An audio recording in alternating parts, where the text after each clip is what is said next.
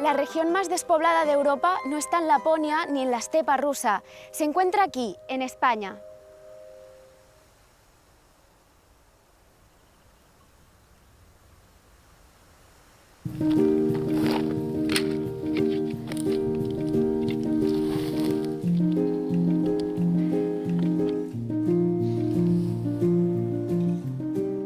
El 90% de la población, unos 42 millones de personas, vive concentrada en solo el 30% del territorio, sobre todo en las costas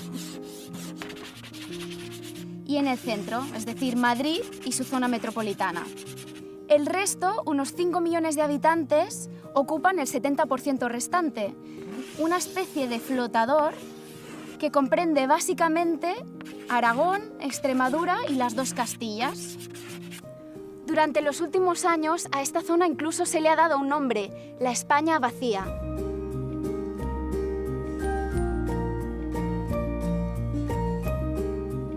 El problema de la España vacía quizá no es tanto que estuviera siempre vacía, sino que no se llenó nunca, que siempre se quedó al margen de la revolución industrial, se quedó al margen de la modernidad y se quedó al margen de las tendencias urbanizadoras que sí que estuvieron presentes en todo el continente y que hicieron de la península ibérica pues, un lugar un poco atípico en términos demográficos. Sergio del Molino es periodista y escritor.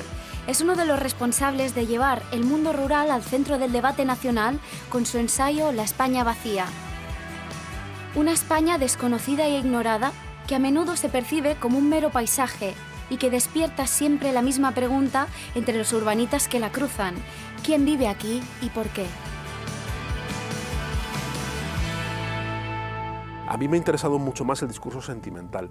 Una de las cosas que me sorprendieron cuando empezó el libro a tener mucho éxito y me empezaron a llamar de muchos sitios para hablar de él, es que en el encuentro con los lectores todos hacían una lectura muy sentimental del libro. Sentían que hablaba de una parte de ellos, sentían que hablaba de una parte muy importante de su identidad, que habían dejado abandonada, o que pertenecía a sus abuelos, que pertenecía a algo que era muy íntimo y que se lo apropiaban. Y yo creo que lo que caló es ese concepto, ¿no? Esa idea, esa conciencia súbita ahora mismo de que hemos perdido un mundo. Y es un mundo que dice mucho de nosotros, que nos importa mucho, y entonces hay un montón de gente que siente que lo siente como una pérdida irremediable, y creo que eso es la catarsis, es el núcleo de todo lo que ha venido después. Mi abuelo, que era aragonés, nació en un pueblito muy pequeño que se llama Bubierca, que va a desaparecer dentro de unos años porque cada vez tiene menos habitantes, ya está en torno a los 50 habitantes, ya no se sostiene, y ya era un pueblo que siempre fue muy pequeñito,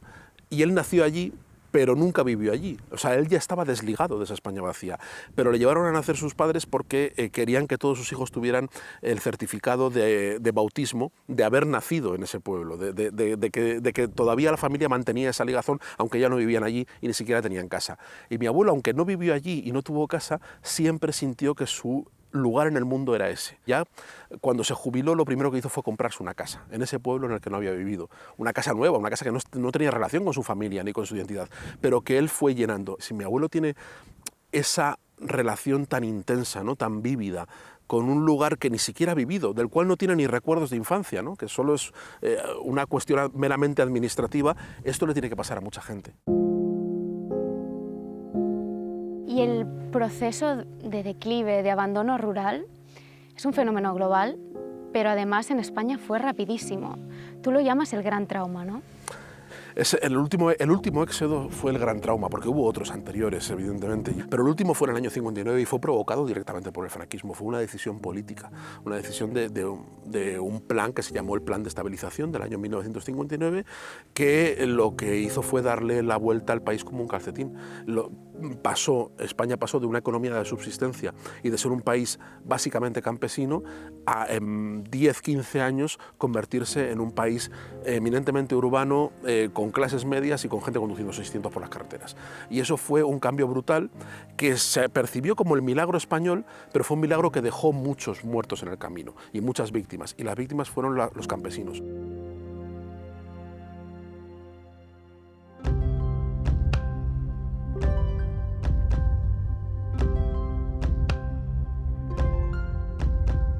La despoblación de la España interior no es un concepto nuevo. Hace 60 años, el franquismo empezó a crear los llamados poblados de colonización, poblados como este, Vegaviana.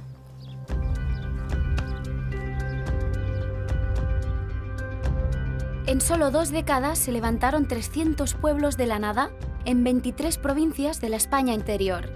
El objetivo era recuperar y modernizar el terreno agrícola del país, devastado por la Guerra Civil.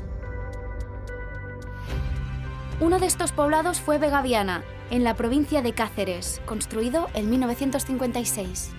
El arquitecto José Luis Fernández del Amo creó Vegaviana desde el plano urbanístico hasta el pomo de las puertas. Enseguida fue considerada una de las propuestas arquitectónicas más innovadoras y modernas de la época, y hoy en día muchas de sus ideas siguen plenamente vigentes a la hora de diseñar nuevas ciudades.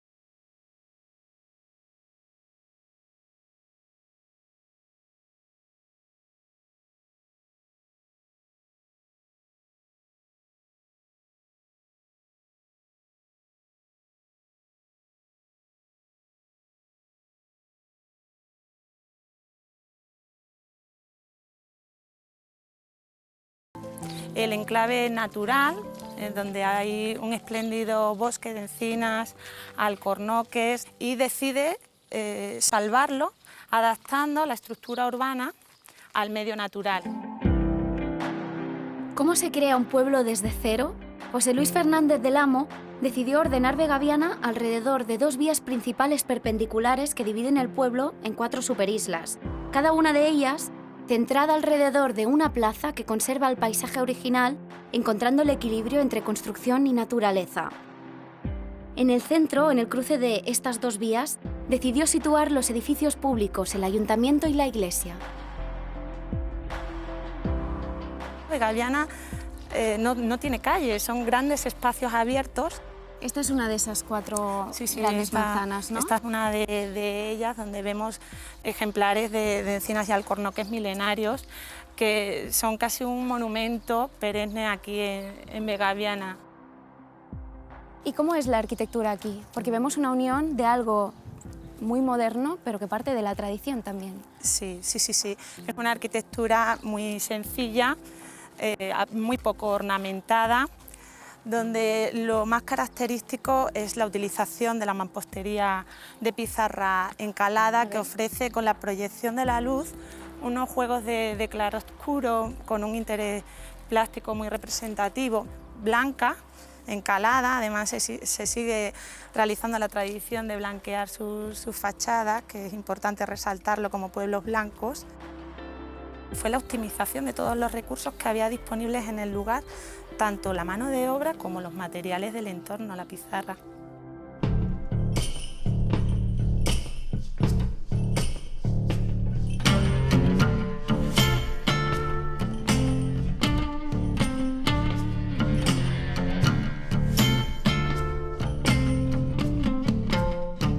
Hay otro ámbito muy interesante, que es el que se refiere a las obras de arte que decoran las iglesias de los pueblos de colonización. ¿Y cómo llegaron estas obras aquí? Así como Fernández del Amo es muy conocido como gran arquitecto, él fue nombrado el primer director del Museo de Arte Contemporáneo de Madrid, el Museo Nacional, actualmente el Reina Sofía, y decide, pues, desde esa posición privilegiada como director del museo, reclutar a una serie de jóvenes artistas para que viniesen a decorar estos espacios.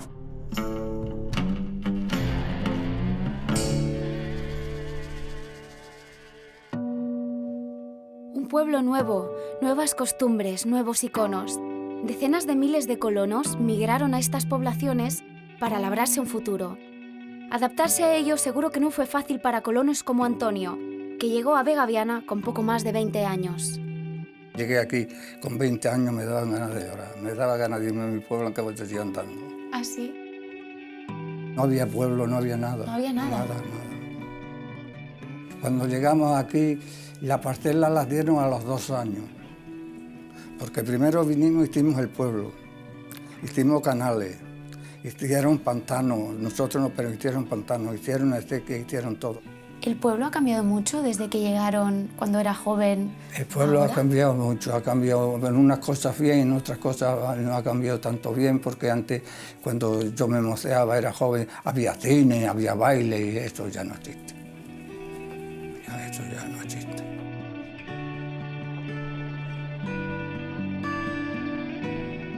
¿Crees que la gente es consciente de lo que tienen, del valor que tiene esta arquitectura, casi patrimonio de nuestro país? Ven que su pueblo es muy bonito y que cuenta con unos espacios habitables que no son tan apreciados como en otros lugares. Sin embargo, no son plenamente conscientes de la multiplicidad de valores que tienen estos conjuntos que los hacen como lugares únicos e irrepetibles.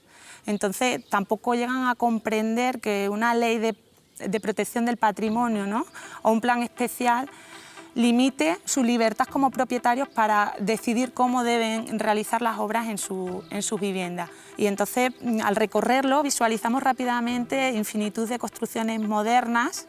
En algunos casos se altera sustancialmente la estructura de la vivienda, ¿no? El pueblo ha cambiado, pero también ha cambiado el mundo en general. Todos estos cambios que estamos viviendo, ¿cómo están afectando a un pueblo como Vegaviana y a su gente? Fundamentalmente la crisis aguda que vive la agricultura, y entonces no hay relevo generacional y la gente sale a mejorar sus expectativas personales y profesionales a otros lugares, a otras ciudades, ¿no?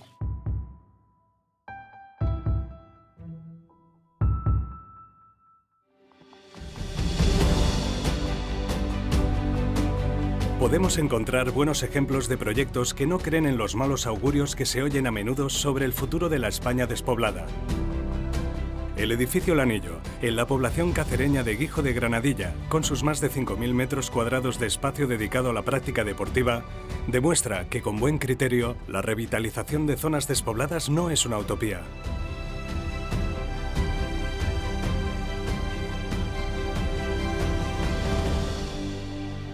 Claro, la construcción de edificios que puedan ser simbólicos como estos, o la construcción de nuevos equipamientos o servicios, si están bien hechos, si son coherentes y responden a las necesidades del lugar, ¿pueden actuar como de catalizador para esas zonas? Sí, porque además serviría mucho para recuperar la credibilidad perdida.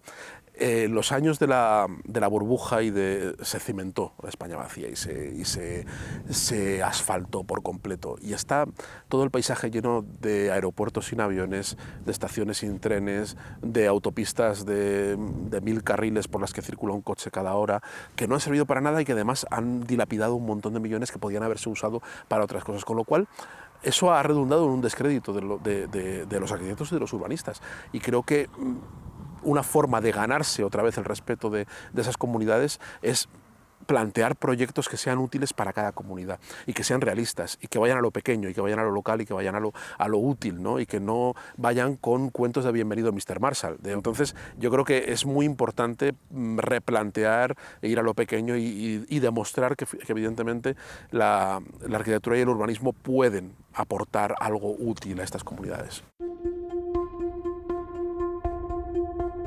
Antes lo recuerdo pues que la gente vivía muy pobre. Todo el mundo tenía unas punticas de ganado, unos huertecicos para comer, y algún jornalico que se ganaba por Moncayo, pues poco a poco se iba mal viviendo. Pero bueno, las cabras era un buen sistema, porque las cabras ordeñabas, hacías quesos, lo vendías la leche. Ahora ni te dejan vender leche, ni te dejan hacer queso. Si te pillan haciendo un queso y lo vendes... Abel vive en Añón de Moncayo, comarca de Tarazona, un pueblo que contaba con más de 1000 habitantes en 1930. Actualmente están censados poco más de 200. La serranía celtibérica es la zona cero de lo que se ha llamado la España vacía, la periferia de la periferia. Ahora resulta que aquí no hay trabajo para nadie. Pues ¿qué va a hacer la gente? Tiene que ir a buscar las perras donde están, tiene que comer. Y eso es lo que ha habido, pues que la gente poco a poco se va yendo.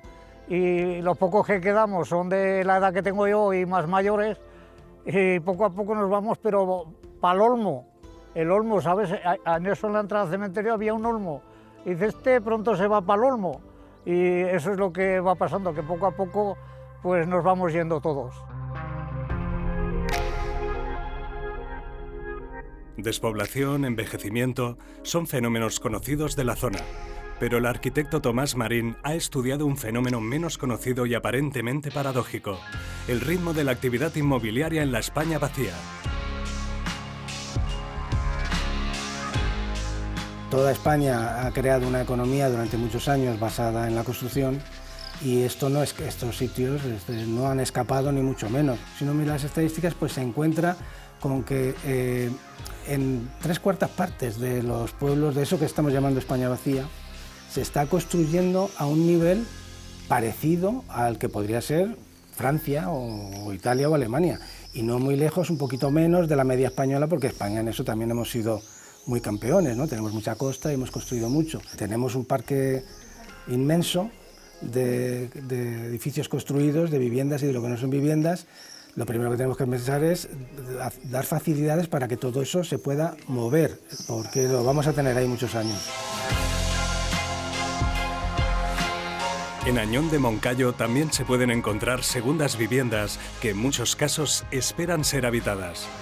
Como ha pasado en otros pueblos de la España vacía, Añón no ha podido escapar de un modelo de construcción obsoleto que no ha sabido adaptarse a las necesidades actuales. Al final, el espacio físico en el que vivimos tiene que ser flexible. Lo fundamental es que nos permita cambiar. Toda España sufrió el crecimiento de la burbuja inmobiliaria. Con el estallido de la crisis, decenas de proyectos de todo el país se abandonaron. Marc El Redondo, con su proyecto Sandcastles, es el fotógrafo de esta otra España vaciada. Un paisaje desolador que su cámara retrató a los inicios de la crisis. Volvió al cabo de 10 años, esta vez a vista de dron. Las imágenes cuentan un poco o tratan de ser una especie de documento de lo que hemos hecho con nuestro país, ¿no? Con nuestro paisaje, y resume muy bien lo que se ha hecho en los últimos 20-30 años, que se ha construido muchas veces de forma desenfrenada, sin control, sin planificación urbanística, y muchas veces estos lugares están escondidos o fuera de las ciudades, no se ven. Era una forma de ponerlos otra vez sobre la mesa y que la gente no se olvidase de ellos, ¿no? Tomemos conciencia, ¿no?, de lo que hemos hecho con nuestro entorno, con nuestras montañas y con el dinero, ¿no? Quería cambiar la perspectiva, quería mostrar un poco del entorno, de los parajes naturales donde muchos de estos sitios se encontraban. Todo lo que ves desde el aire es nuevo, ¿no? No lo has visto antes, te puedes acercar a ver una casa, un tejado desde arriba y encuentras, pues para mí, lo que son pequeños tesoros, detalles, acercarme a las obras, ver un poco pues ladrillos tirados en un tejado, o cualquier marca, ¿no?, que hubiera dejado la construcción.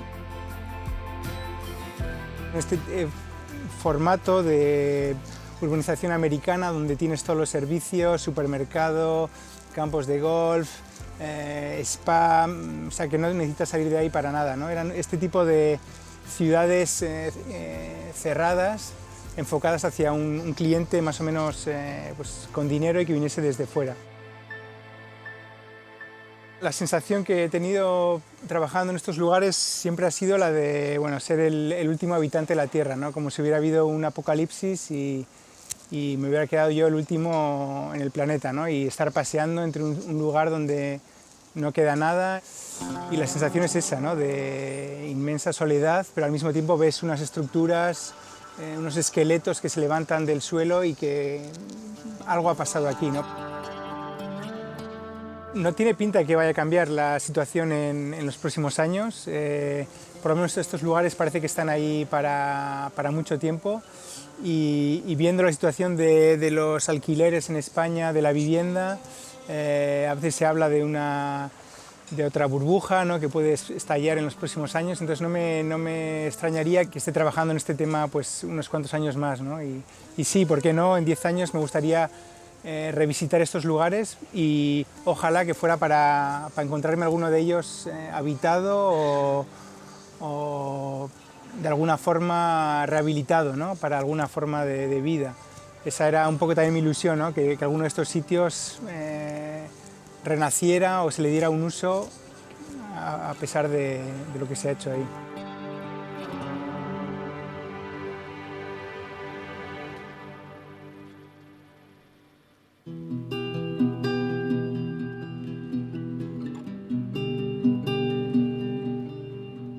Un pueblo guapo, ¿eh? El pueblo es el más guapo de todos los montanos. No hay otro pueblo más guapo que el de Añón. ¿Qué pasa? ¿Qué pasa? Pues que hay mucha gente se ha ido del pueblo, han dejado sus casas que se han hundido, hay corrales por ahí de antes de los del ganado que no se ha reformado nada. Entonces todo eso, si se pudiera reformar y luego con el hotelcico que tenemos y algo de turismo que hubiera, pues esto funcionaría. Pero es tan complicado porque aquí en el Moncayo no hay nadie que haga nada por el Moncayo, sino todo para el Pirineo. Allí en el Pirineo, todo lo grande, porque los grandes tienen allí todo. Aquí como estamos cuatro desgraciados, aquí no nos llega más que alguna amiga acá, nada.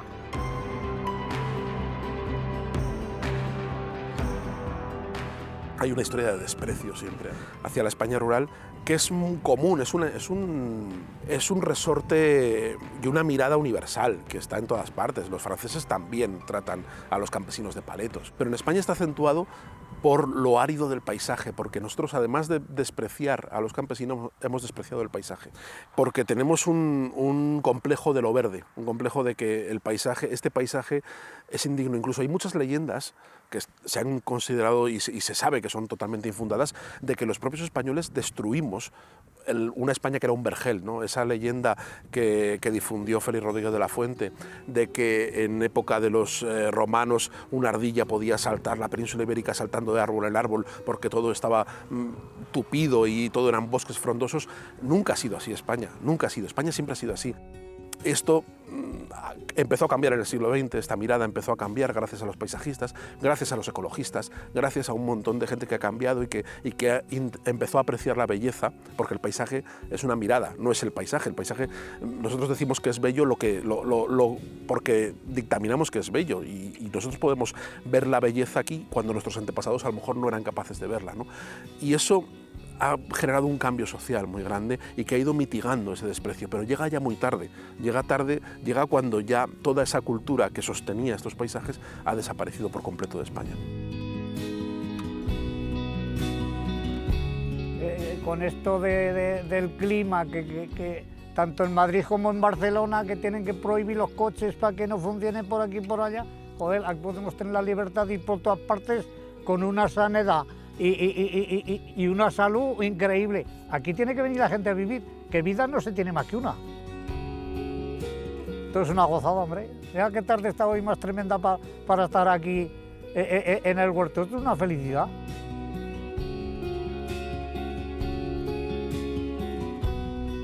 ¿Avanzamos hacia un futuro sin pueblos y con grandes ciudades? Si no sucede nada que ahora mismo no soy capaz de prever, sí. Es verdad que hay algo que no sé si da esperanza o que vaticina otro tipo de futuro, y es el hecho de que las grandes ciudades de Europa se están volviendo a amurallar, están volviendo a ser ciudades medievales, en el sentido de que los centros, al gentrificarse y al crear un mercado inmobiliario que expulsa a la mayoría de la población y se vuelven centros donde solo pueden vivir millonarios, como ya sucede en París, en Londres, y donde va a suceder dentro de muy poquito ya en Madrid y Barcelona. Cuando suceda eso, eso va a provocar que la gente cada vez se tenga que ir más lejos, y entonces las áreas, sobre todo las áreas periurbanas, van a revitalizarse, ¿no? Y lo que pasa es que esto son formas también de exclusión social. Eso no es construir un futuro bonito, eso no es revitalizar una sociedad moribunda o unas comunidades moribundas. Eso es resignación de gente que no puede vivir de otra forma, que querría vivir de una forma y no puede. Entonces, ¿cómo podemos conseguir dar a estas personas de la España vacía lo que necesitan, que al final es garantizar la calidad de vida y el bienestar y el acceso a los servicios y a lo que necesitan en su día a día, ¿no? Es muy sencillo y a la vez muy complicado, porque requiere administrar un territorio que está muy disperso y muy envejecido. Es un reto para la administración, es muy complejo dotar de servicios porque es muy caro, fundamentalmente porque es muy caro y no hay recursos, y a ver de dónde sacas el dinero. Y creo que la sociedad española en general, en su totalidad, debe exigir a la clase política que no deje de atrás a la España vacía.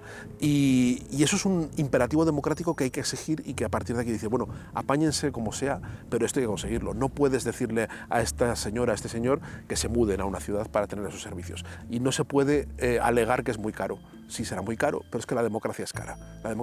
Lo barato son en las dictaduras.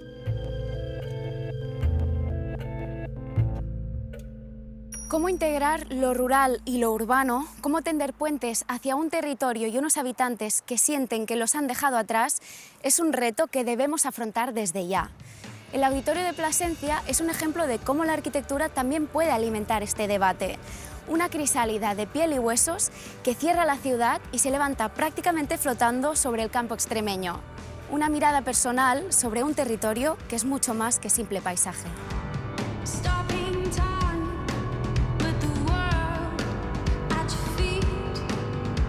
El Centro de Congresos de Plasencia no pertenece al urbanismo de la ciudad ni tampoco a la dehesa extremeña, aunque se asienta de una manera que respeta el desnivel y la orografía natural del terreno. Lo recubre una piel plástica semitransparente que permite ver desde el exterior la iluminación interior, que alcanza la cumbre de su belleza en cuanto cae el sol. Una mirada diferente que ayuda a redescubrir el paisaje que lo rodea.